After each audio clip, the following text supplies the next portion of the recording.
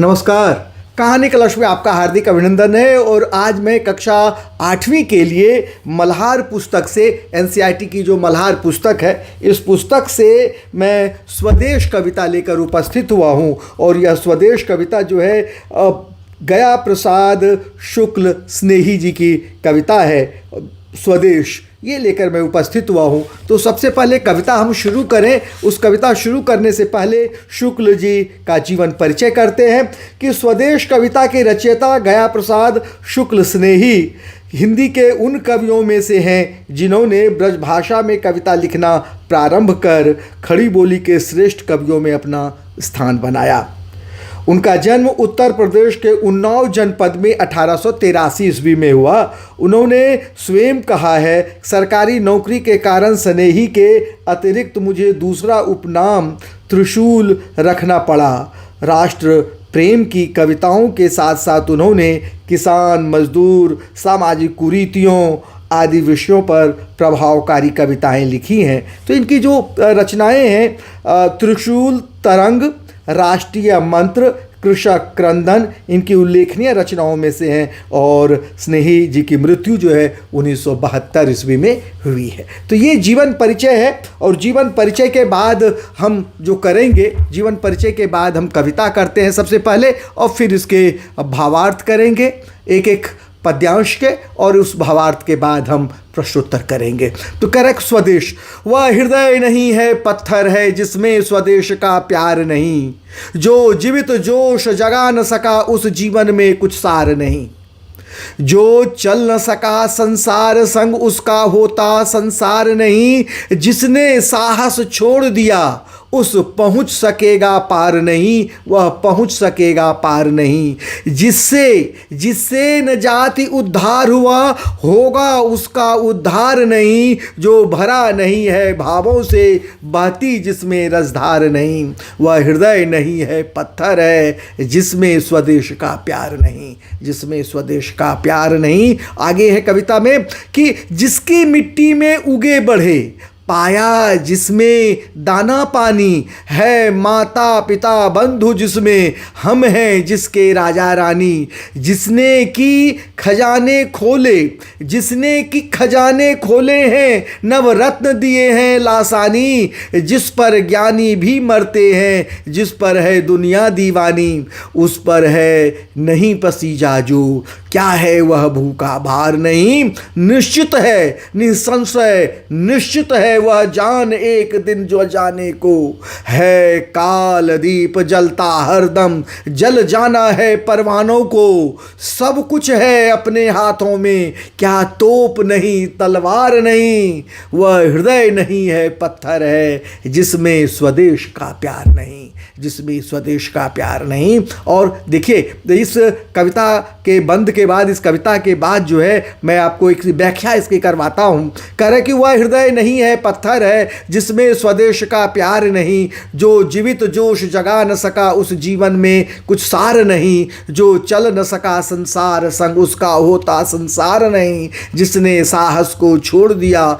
वह पहुँच सकेगा पार नहीं। प्रसंग क्या है? इस कविता में कवि ने देशभक्त, भक्ति, आत्मबल, साहस और समाज के प्रति उत्तरदायित्व की भावना का वर्णन किया है। ये तो प्रसंग है। कवि क्या कहता है? कवि कहते हैं कि जिस व्यक्ति के हृदय में अपने देश के प्रति प्रेम नहीं है उसका हृदय नहीं बल्कि पत्थर है, अर्थात पत्थर के समान कठोर है। जिस व्यक्ति में अपने देश के लिए कुछ करने का न तो उत्साह और न ही जोश है, ऐसे व्यक्ति का संपूर्ण जीवन व्यर्थ है, अर्थात उसके जीवन का कोई महत्व नहीं है।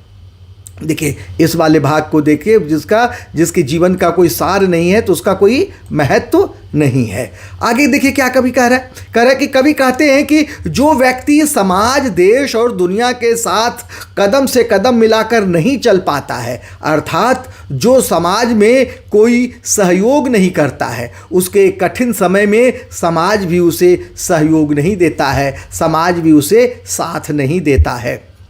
जिसने अपने साहस को त्याग दिया है, अर्थात जिसने मेहनत करना छोड़ दिया है, अपने आप पर विश्वास करना ही छोड़ दिया है, वह कभी भी अपने लक्ष्य तक नहीं पहुंच सकता। अर्थात किसी भी कार्य में सफल होना तभी संभव है जब अपने सपनों को पूरा हम करने का साहस दिखाते हैं, और जो अपने सपनों को पूरा करने का साहस नहीं दिखाता है वह सफल नहीं होता है, वह असफल कहलाता है, वह असफल हो जाता है, कभी कभी अपने सपनों को पूरा नहीं कर सकता। जिसमें साहस का अभाव है, जो दृढ़ संकल्प नहीं कर सकता है, वह अपने सपनों को साकार नहीं कर सकता है। विशेष क्या है, कविता में देश प्रेम, साहस और सामाजिक उत्तरदायित्व की प्रेरणा दी गई है। सरल भाषा में गहरा संदेश प्रस्तुत किया गया है। जीवन को सार्थक बनाने के लिए उद्देश्य पूर्ण कार्य और उत्साह को आवश्यक बताया गया है। तो ये तो इस पद्यांश का विशेष है। आगे देखते हैं, जिससे न जाति उद्धार हुआ होगा उसका उद्धार नहीं, जो भरा नहीं है भावों से बहती जिसमें रसधार नहीं, वह हृदय नहीं है पत्थर है जिसमें स्वदेश का प्यार नहीं, जिसकी मिट्टी में उगे बढ़े पाया जिसमें दाना दानी हैं, माता पिता बंधु जिसमें हम हैं, जिसके राजा रानी। प्रसंग इस काव्य में क्या प्रसंग है, कह रहे कि इस काव्यांश में कवि ने देश प्रेम को हर नागरिक का सबसे बड़ा धर्म बताया है। कवि के अनुसार जो अपने देश के लिए कुछ नहीं करता वह स्वयं भी सच्चे अर्थों में उद्धार के योग्य नहीं है। व्याख्या में हम कर सकते हैं कि कवि कहते हैं कि जिस व्यक्ति ने जाति अर्थात मानव जाति के उद्धार के लिए कभी कोई सहयोग नहीं किया, किसी का भला नहीं किया, उसका भी कभी भला नहीं हो सकता। जिस व्यक्ति के हृदय में राष्ट्र के प्रति भावनाओं अर्थात प्रेम, करुणा, सहानुभूति आदि का अभाव है, जिसके अंदर प्रेम और दया की धारा नहीं बहती है, जो अपने देश से प्रेम नहीं करता है, उसका हृदय पत्थर के समान कठोर है, वह मनुष्य कहलाने के योग्य नहीं है बल्कि पत्थर के समान है। जिस देश की धरती पर हम पले बढ़े हैं, जिसमें हमने जहाँ का अन्न जल ग्रहण किया है, जिसमें हमने अन्न जल दिया है, जिस धरती ने, जिस देश में हमारे माता पिता और भाई बंधु रहते हैं, जिस देश के हम राजा रानी अर्थात नागरिक हैं, वह हमारा देश है। ये पंक्तियाँ देश और मातृभूमि के प्रति सम्मान का भाव व्यक्त करता है। विशेष क्या है, कविता देश के प्रति कर्तव्य और आत्मीय संबंध को दर्शाता है। हमारा अगर देखिए, देश पर हमारा अधिकार है, तो हमारे अगर अधिकार हैं तो हमारे कुछ कर्तव्य भी हैं, और कर्तव्य क्या है, अपने देश की रक्षा करना। कोई भी ऐसा काम नहीं करना जो देश की जिससे उसे बदनामी हो, देश को नुकसान हो। इसमें मातृभूमि के प्रति भावात्मक जुड़ाव को हृदय स्पर्शी रूप में प्रस्तुत किया गया है। सरल शब्दों में गहन विचार और राष्ट्र प्रेम का भाव है। आगे देखते हैं, कह रहे जिसने कि खजाने खोले हैं, नवरत्न दिए हैं लासानी, जिस पर ज्ञानी भी मरते हैं, जिस पर है दुनिया दीवानी, उस पर है नहीं पसीजा जो, क्या है वह भूभार नहीं। निश्चित ही, निसंशय निश्चय, निश्चित है जान के दिन, जान एक दिन जाने को। क्या कह रहा है, जिसने कि खजाने खोले हैं, नवरत्न दिए हैं, लासानी का अर्थ है अनुपम, निसंशय का यानी बिना किसी संदेह के, कि जिस पर ज्ञानी भी मरते हैं, जिस पर दुनिया दीवानी है, उस पर नहीं पसीजा जाए जो, क्या वह है भू पर भार नहीं है, एक भार की तरह है। और निश्चित ही, निश्चय निश्चित है, निसंशय है, निश्चित है जान एक दिन जाने को। यह जो संसार जान जो है, हमारा एक न एक दिन हमारा ये जान तो निकल ही जाएगा। यह संसार कभी ऐसा नहीं है कि वह हमेशा रहने वाला है। तो आगे देखिए इसमें क्या कवि कह रहा है कि जिसने कि खजाने खोले हैं, नवरत्न दिए हैं लासानी, जिस पर ज्ञानी भी मरते हैं, जिस पर है दुनिया दीवानी, उस पर है नहीं पसीजा जो, क्या है वह भू का भार नहीं। निश्चित है, निसंशय निश्चित है जान एक दिन जाने को। इस प्रसंग में कवि क्या कहता है? इस काव्यांश में कवि ने भारत की गौरवशाली उपलब्धियों और उसकी वैश्विक प्रतिष्ठा का भी वर्णन किया है। प्रस्तुत पंक्तियों के माध्यम से कवि कहते हैं कि जिसने संसार में खजाने खोले हैं, अर्थात जिसने अपार धन संपत्ति अर्जित की है, जिसने अनमोल रत्न दिए हैं, जिसकी प्रसिद्धि ऐसी है कि ज्ञानी लोग भी उस पर मोहित होते हैं और जिस पर दुनिया दीवानी है, ऐसे व्यक्ति किसी भी बात पर, किसी भी परिस्थिति में, किसी भी सुख दुख में पिघलता नहीं है, अर्थात द्रवित नहीं होता, दया नहीं करता है, प्रभावित नहीं होता है। ऐसा व्यक्ति पृथ्वी पर बोझ की तरह है। यानी हमें दुनिया पर जो संसार है, अगर कोई ऐसी परिस्थिति होती है तो हमें दया, प्रेम, मानवता का भाव रखना चाहिए, वो मानवता का भाव लेकर आगे आना चाहिए।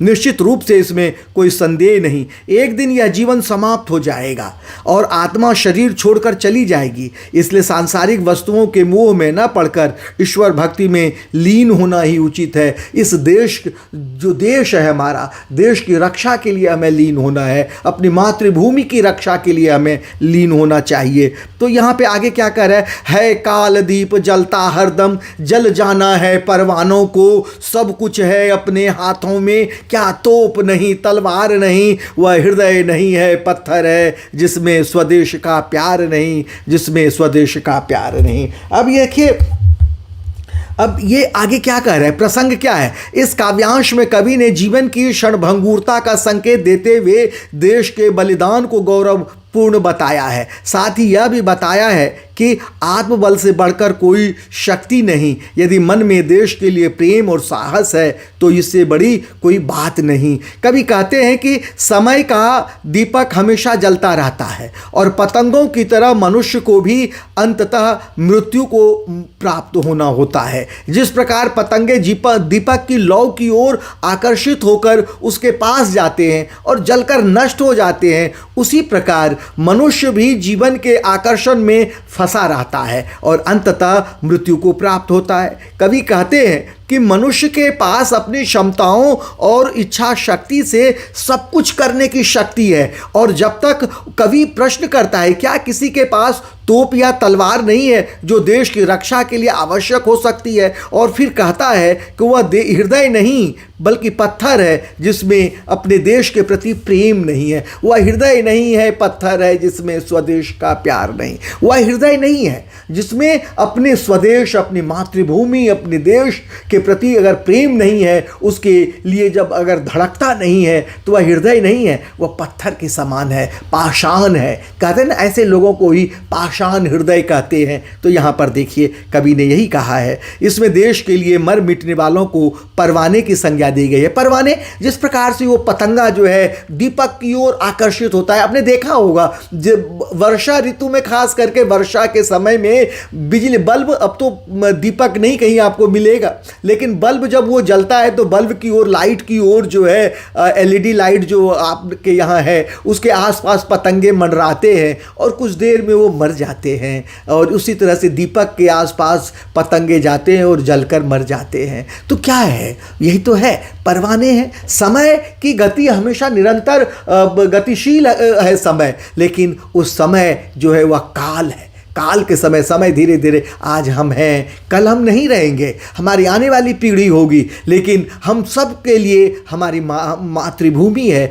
हमारा देश है, इसके लिए हमें मर मिटना चाहिए। इस देश की रक्षा करते हुए हमें अपने प्राण त्याग देने चाहिए। अगर प्राण त्यागने भी पड़े तो हमें उसे बचना नहीं चाहिए, मुकरना नहीं चाहिए। देखिए क्या कह रहा है कि हम हैं जिसके राजा रानी, पंक्ति में राजा रानी किसे और क्यों का। अब प्रश्नोत्तर करवा रहे हैं बच्चे, प्रश्नोत्तर जो इसमें पाठ में दिया हुआ है उसी को हम करवा रहे हैं यहाँ पर। इसमें देखिए, इसमें जो सबसे पहले मेरी समझ से कुछ मल्टीपल चॉइस वाले भी क्वेश्चंस दिए हुए हैं, वो मैं नहीं करवा रहा हूँ। अगर इसकी ज़रूरत होगी तो अगले वीडियो में मैं करवा दूंगा। यहाँ पर उन प्रश्नों को, बड़े प्रश्नों को हमने लिया है, जैसे सोच विचार के लिए, जैसे हम हैं जिसके राजा रानी, पंक्ति में राजा रानी किसे और क्यों कहा गया है। कह रहा है कि यह पंक्ति में, इस पंक्ति में राजा रानी से आशय है हम सब भारतीय नागरिक हैं। यहाँ कवि कवि यह कहना चाहता है कि अपने देश में हम स्वतंत्र हैं, अपनी इच्छा से जीवन जी सकते हैं। जिस देश में हमें पूरा अधिकार और सम्मान मिला है वहाँ हम राजा रानी की तरह हैं। यह स्वतंत्रता ही हमें महान बनाती है। अगला प्रश्न क्या है? संसार संग चलने से आप क्या समझते हैं? जो व्यक्ति संसार संग नहीं चलता उस संसार उसका क्यों नहीं हो पाता है?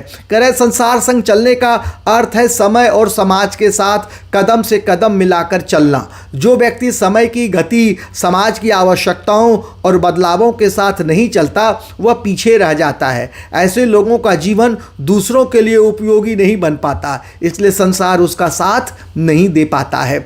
अगला प्रश्न है कि उस पर है नहीं पसीजा जो क्या है वह भूखा भार नहीं। पंक्ति का आशय है कि इस पंक्ति में कवि उन लोगों की आलोचना करता है जो अपने देश के प्रति प्रेम, करुणा या संवेदना नहीं रखते। कवि कहता है कि जो व्यक्ति इतनी महान भूमि पर जन्म लेकर भी उससे प्रभावित नहीं होता वह केवल धरती पर बोझ है। ऐसे लोगों का जीवन व्यर्थ है क्योंकि उन्होंने देश के लिए कुछ नहीं किया। आगे है, कविता में देश प्रेम के लिए बहुत सी बातें आई हैं।